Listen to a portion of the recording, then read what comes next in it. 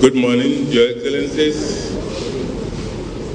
My brother, the Minister of Information, the Minister of National Planning, all permanent secretaries who are here, all Director Generals, all heads of extra government department agencies, all directors, all officers of both the Ministry of Foreign Affairs and National Planning, members of the media, members of the diplomatic corps, distinguished ladies and gentlemen. It's a privilege and honor for me to be here once again this morning to now present what is now termed our mid-term report. Because last year I was here to give an account of our report for the first year, but today is now the mid-term report. And as already stated by my colleague, the Minister of Information, because of our international engagement, it's not possible for my other two colleagues to be here. But we believe that one of them may be here before we end this press briefing. But even though they are not here with us physically, they are here with us in spirit. I must say that the foreign policy agenda of the Goodluck Jonathan administration, as already mentioned by the Minister of Information, has been quite dynamic and on course. And in this wise, I want to first of all give thanks to the President of the Federal Republic of Nigeria, Dr. Goodluck Jonathan, GCFR, for his guidance and support to the Ministry of Foreign Affairs in the discharge of the responsibilities of managing the council and support. Because in many cases and instances where Mr. President was not able to personally attend our international engagement, Mr. Vice President stood in for Mr. President, and he has done so very well. We are thankful for all their support. I must also use this opportunity to give thanks to members of the National Assembly, especially the committees on foreign affairs, both in the Senate and in the House of Representatives. They have been marvelous, they have been wonderful. We've worked very well together with them, and they have been our pillar of support. All we have achieved will have been impossible without the active cooperation given to us by members of these distinguished committees, both in the Senate and in the House. So we must thank them for all they've done for us. And also, I must thank my colleagues, the Ministry of Foreign Affairs, in particular the Ministers of State, and of course, my very able and energetic Permanent Secretary.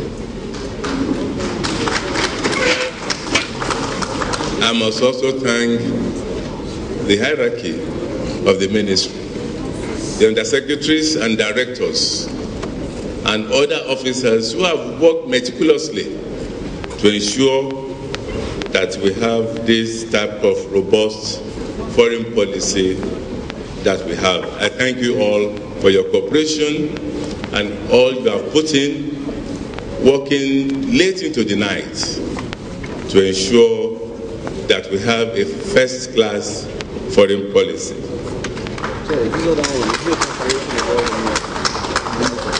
When we assumed office in July of 2011, and during my own Senate confirmation hearing, I gave 3 commitments.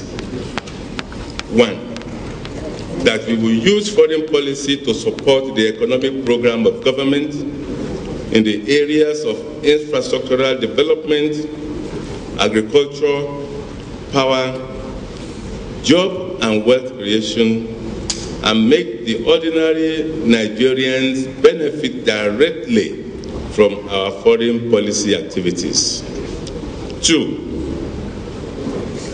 we promise to reposition Nigeria in the international community with enhanced visibility and prestige. And 3, I promise to protect the interests of Nigerians living or traveling abroad and also bring succor to those in distressed situations abroad. 2 years down the road, I'm very happy to announce that we have delivered substantially on our promises. Thus, Nigeria and Nigerians have been the direct beneficiary of our foreign policy activities. Economic diplomacy. Our strategy, which we devised, was to focus on economic diplomacy by attracting huge investments into the country in the last 2 years. The inflow of these investments have had a salutary effect on the transformation agenda of President Goodluck Jonathan's government in supporting the economic program of his administration.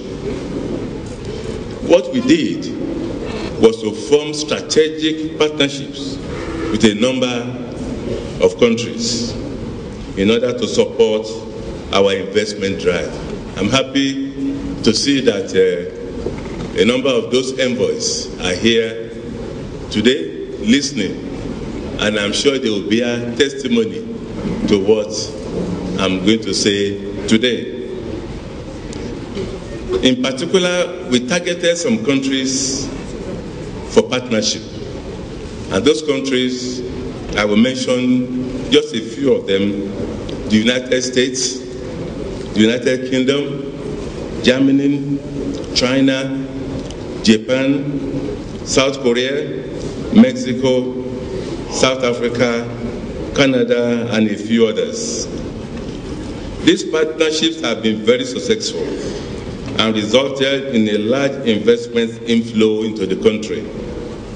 According to the United Nations World Investment Report, the total FDI inflow into Nigeria was in the region of US $8.9 billion for the year 2012, far higher than in previous years with $6.1 billion US in 2010. So you could see the high figure recorded in 2012. Of course, this is the result of the efforts of the Jonathan economic diplomacy. I will give a breakdown of the major investments, projects, and economic programs that have flowed into Nigeria in the last 2 years, consequent on the dynamic economic diplomacy of the Jonathan administration. I'm saying this so that the skeptics will see that what we are talking about is reality.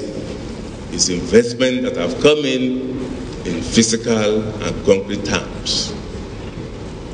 From the USA, I will mention only a few, the major ones. Those of you who were following the events on the electronic media and so on will have seen that last week, the Vice President was in Calabar to lay the foundation of a manufacturing plant being built by General Electric of the US. This is the result of the strategic partnership we have with the US and the binational commission between Nigeria and the US. And of course, the binational commission is the framework regulating our relationship with the US. So this inflow of investment is as a result of our activities. And the factory in Calabar will be manufacturing gas turbines for the power sector. And it will not just be for the Nigerian market, but also for the African market. The factory will employ over 2,500 skilled manpower and an equal number of unskilled workers with wealth creations and the added value chain that will result from their operations. 2, Procter & Gamble, also from the US, under the same partnership, under our binational commission, has begun the construction of a factory in Agbara, Ogun State, to manufacture health materials with the potential to create well over 1,000 skilled jobs and huge potentials for wealth creation in the added value chain, and so on. And also the third one, under the partnership program with the US, well over 1,000 ex-militants from the Niger Delta region have been trained in various American institutions in the last 2 years for skill acquisition and also trade in other vocational training. Germany, I'm happy to report that the German private sector, with the support of the German government, is investing heavily in the power sector in Nigeria. This is consequent on the bilateral agreement which I signed in Germany on 2nd December 2011 with my German counterpart, based on the instructions and directives of both President Goodluck Jonathan and Chancellor Angela Merkel. The projects flowing into the country from Germany under this program include, and I will list them quickly. 1, Siemens of Germany is to establish a local manufacturing factory in Lagos for the production of small and medium-scale gas turbines in the power sector in Nigeria. 2, financial inflow of euro 5 million for the 30 megawatts Kiri Dam project in Adamawa State. And 2, financial inflow of euro 50 million for the 20 megawatts Yola solar power station. 3, financial inflow of euro 1.5 billion for the 450 megawatts Gombe coal to power station.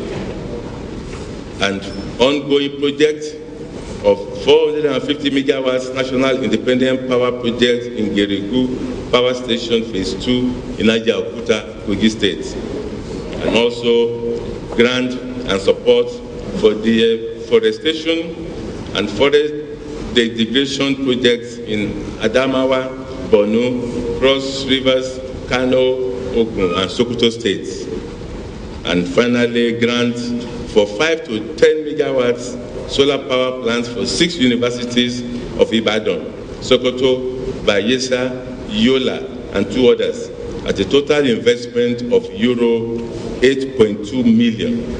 The funding for the first of these units to the tune of euro 1.2 million has already been confirmed. All the above projects will not only increase the installed capacity of electricity for our national grid, but also create jobs for our youth and equally create wealth in the added value chain. A 50-bed capacity hospital also as a gift, and this is presently under construction in Abuja. And also from China, earlier this year, the president was there in Ibadan to commission the $2.2 million weapon metal factory in Ogun State. This factory is already employing so many Nigerians, both skilled and unskilled. From Mexico, a foreign direct investment portfolio of $54 million to develop agricultural plantations for the cultivation of bananas, pineapple, and other crops for export to the EU market. This ongoing project is also creating jobs for our unemployed youth and also wealth creation for the population around the state. I will now move on to the next area, which is what the Minister of Information spoke about, that we've done all we could to ensure stability and peace in West Africa and Africa as a whole. The strength, profile, and prestige enjoyed by Nigeria and Nigerians abroad today derived largely from the successful presidential elections of April 2011, which was adjudged both by local and foreign observers as free and fair. It is therefore not a surprise that at his inaugural speech on 29 May 2011, President Goodluck Jonathan, as part of his foreign policy declaration, promised to champion and promote democracy, good governance, and human rights in Africa. The first test of the pledge was to be in Côte d'Ivoire, already embroiled in a civil war and a deadlocked electoral process. Nigeria's intervention was decisive in the crisis, which could have had a destabilizing effect both to our sub-region and the over 3 million Nigerians that have made that country their home. President Goodluck Jonathan, as chairman of the Authority of Heads of State and Government of ECOWAS, rose to the occasion. It was Nigeria's strong voice and action to uphold democracy and support the winner of the presidential election, Mr. Alassane Ouattara, that prevented a bloodbath in Côte d'Ivoire. Today, Côte d'Ivoire and Nigeria are on the same side of the coin, working together to ensure the stability and peace of the sub-region. Also in Guinea-Bissau, it was President Goodluck Jonathan that successfully directed the negotiations that brought peace and political stability to the country, including prevailing on the new leadership to allow the departure of the deposed leaders without any harm coming to them. As regards Mali, it was Nigeria's leadership that helped to stabilize that country after an abortive military coup, especially prior to the failed ascension of the terrorists into northern Mali. Nigeria led strenuous diplomatic efforts to mobilize ECOWAS and the UN to intervene, efforts which eventually paved the way for French military intervention. Furthermore, Nigeria showed leadership by the accelerated dispatch of 1,200 Nigerian troops as part of the African-led interventional support mission on Mali, AFISMA, to defend the territorial integrity of Mali and engage the terrorists.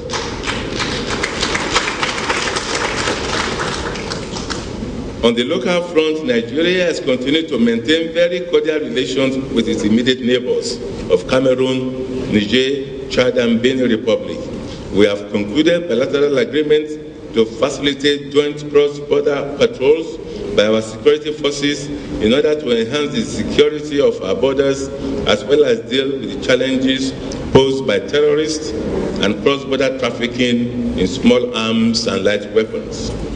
Beyond the pivotal role in the negotiation of the political and security situations in ECOWAS and amongst its immediate neighbors, Nigeria has continued to play a leadership role in Africa. A good illustration of this was Nigeria's timely intervention in announcing the recognition of the then Transitional National Council in Libya. This bold and decisive action by Nigeria showed the way for others in Africa to follow, because within a few days of Nigeria's announcement, the majority of member states of the African Union, who were hitherto in disarray, followed Nigeria's lead. African Union. Before the advent of President Goodluck Jonathan's administration, the general view in the media was that of the view that Nigeria was not visible within the African Union. and also its activities. In fact, since the formation and transformation of OAU to AU 10 years ago, Nigeria was not represented at the highest decision-making organ of the African Union. For 10 years, we tried 3 times to occupy one of the 8 posts of commissioners within the African Union, but we failed. However, with the advent of President Goodluck Jonathan's administration, and when we came in on board, we strategized and we said Nigeria must be represented at that leadership level. We strategized and we were successful in ensuring the election for the first time of a Nigerian to occupy the position of commissioner in the African Union.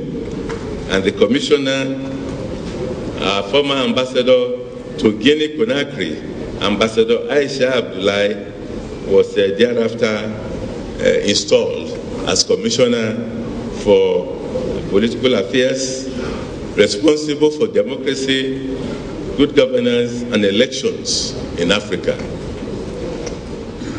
International profile of Nigeria since the Jonathan's administration. Before the advent of President Jonathan's administration, the negative media reports focused on the absence of Nigeria and Nigerians in various international organizations and commissions. 2 years after today, we have worked hard to reverse this trend, and within this period, we have sought election into 19 international positions, and I'm happy to announce that we successfully secured 17 of these international positions. We secured 17 of these international positions for Nigeria and Nigerians.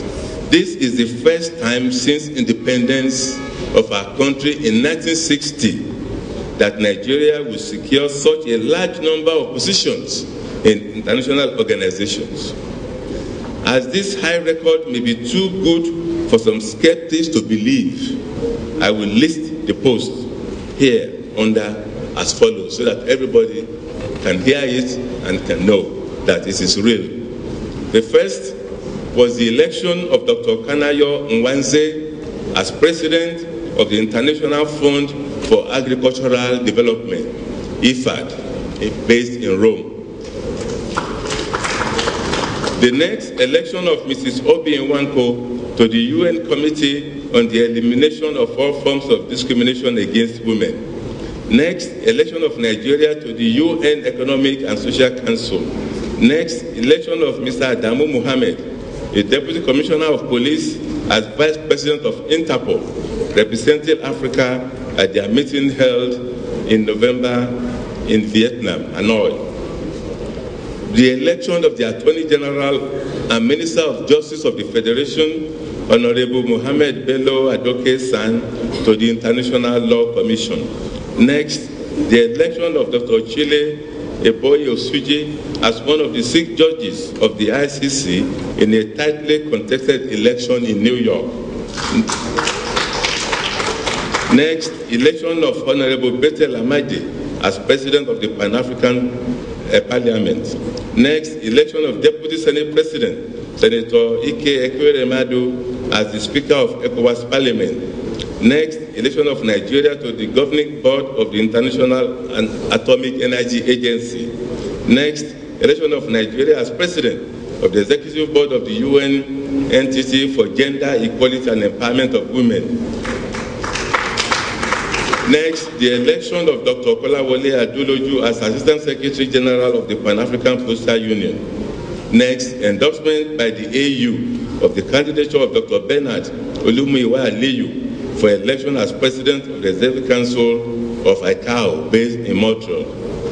Next, the election of Nigeria to the Peace and Security Council of the African Union, the AU Commission on International Law Commission, and the election into the AU Anti-Corruption Board, all 3 positions at the AU Summit held in Addis Ababa, Ethiopia in January 2013. Also the election of Mrs. Julie Oni Nwariaku into the African Union Anti-Corruption Agency, and lastly, the election of Professor Obinna Boniface Ukere into the African Union Commission on International Law. These were all the positions we secured for Nigeria and Nigerians. I will move quickly to the United Nations. Within the international system, membership of the United Nations Security Council is highly desired and sought after by many countries. Given the leadership role which Nigeria has continued to play in Africa, it is appropriate to sit on the Council so that Africa's voice can be heard more effectively. We have received the endorsement of ECOWAS and the African Union for our aspiration to again be a member of the UN Security Council from January next year. We have worked very hard to achieve this objective and wish to assure all Nigerians will definitely be a befitting present to our country to be seated in the United Nations Security Council on 1st January 2014, the year of our country's centenary celebration. This will be the first time that Nigeria will return to the Council within 2 years of completing a tenure. A membership of this Council, we believe, will bring honor, visibility, dignity, and prestige to Nigeria. We are determined to make a success of our return once again to the Council, just as we did during the period 2010 to 2012. As a testimony to Nigeria's strategic importance in the Committee of Nations, President Goodluck Jonathan has undertaken several trips to many countries abroad, where he was received very warmly by his hosts and by the resident Nigerian communities there. The President has in return also played host to a number of heads of state and government and important delegations from all over the world, including high-level visits by UK Prime Minister, the Chancellor of Germany, Crown Prince of Saudi Arabia, Presidents of Brazil, Indonesia, Lebanon, Poland, and South Africa. Also visiting were a number of foreign ministers, including those from Germany, Denmark, Finland, Canada, United States, to mention a few. This is a clear illustration of the goodwill towards Nigeria and the desire of other countries to engage Nigeria in recognition of our strategic place and role in world affairs. Now I will do some housekeeping. Human resource development and professionalism within the Foreign Service. In the last 2 years, we have focused on training and retraining of staff through the 36+1 program for middle-level officers and the senior diplomatic management course for directorate-level officers. The training programs are intended to enhance the professional competence of officers and to equip them with modern management and diplomatic skills to deal with the new issues and challenges of Nigeria's diplomacy. To rejuvenate the Nigerian Foreign Service, we have, in conjunction with the Federal Civil Commission, recruited 214 new officers into the service following a highly competitive selection process. In addition, 88 new ambassadors were appointed and deployed abroad to places where they can best perform in promoting and defending Nigeria's national interest. Physical appearance of our missions abroad. Within the limited resources available to us, we are taking measures to improve the physical and aesthetic conditions of our missions abroad. We have bought properties for use in some of our missions abroad, just as construction and renovation works have been completed in others. Our properties in London, our flagship, in Pretoria, in New York, etc., have been renovated, and work has reached at various stages of completion. The newly constructed Chancery building to house our embassy in Beijing, China, is nearing completion and will be commissioned next month by President Goodluck Jonathan. It will be commissioned by the President next month during his state visit to China. Consular matters, welfare of Nigerians. One of the major challenges facing Nigeria's foreign policy is the plight of Nigerians in various prisons abroad. There are currently well over 9,500 Nigerians in prisons abroad, with the highest number of 752 in the United Kingdom. Most of the remaining prisoners are concentrated in the Asia-Pacific region, and a good number of them are on death row. We are concluding prisoner transfer agreements with all those countries, such as United Kingdom, Thailand, Japan, China, Indonesia, Switzerland, South Africa, Mozambique, Angola, and Hong Kong, so that we can bring home these Nigerians to complete their prison terms at home. I wish to seize this opportunity to appeal once again to members of different groups, the media, the civil societies, religious groups, traditional rulers, etc., to join hands in the education of our youths in an enlightenment campaign against trafficking in drugs in particular and other social vices in general. This assignment should not be left alone to governments at different levels to handle. It must be a joint effort. As regards relations with the diplomatic community in Nigeria, a number of them are here this morning. We have insisted that Nigerians are treated with respect and dignity. Our efforts have led to the provision of better facilities in the various missions for applicants requiring visas or other traveling documents at the various missions and visa collection centers in Nigeria. I'm also pleased to note that on the basis of our constructive engagement with the diplomatic corps, the waiting periods for the issuance of visas have been considerably reduced by many of the missions. We will, however, continue to engage them on this issue until we are completely satisfied with the speed and quality of services rendered to Nigerians. I must say that the milestones and achievements of the ministry in the last 2 years are the outcome of the collective efforts of the leadership and staff of the ministry. In this regard, I'm pleased to report that my other colleagues, Professor Mrs. Viola Onwuliri and Honorable Minister of State 1 and Dr. Nuruddin Mohammed, Honorable Minister of State 2, have ably and effectively represented Nigeria in different fora and engagements abroad.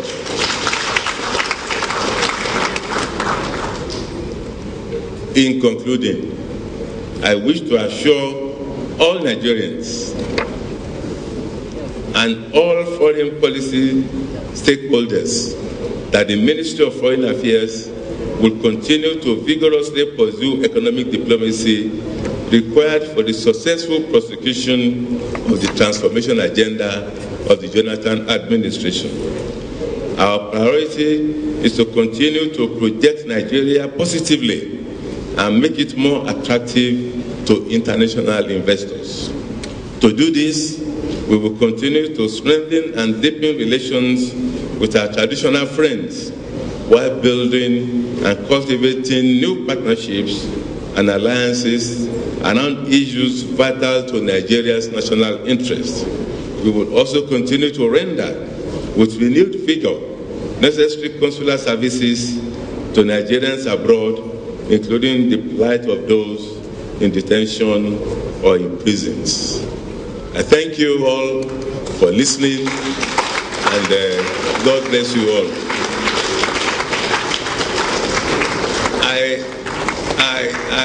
I wish to end this by, please you can sit down. I wish to end my presentation to accept that since the creation of the Ministry of Foreign Affairs in 1960, I was part of that process, and I must accept our joint omission that for all the years we were very active in the decolonization process in Africa, in the fight against apartheid, that we did not record our activities for posterity.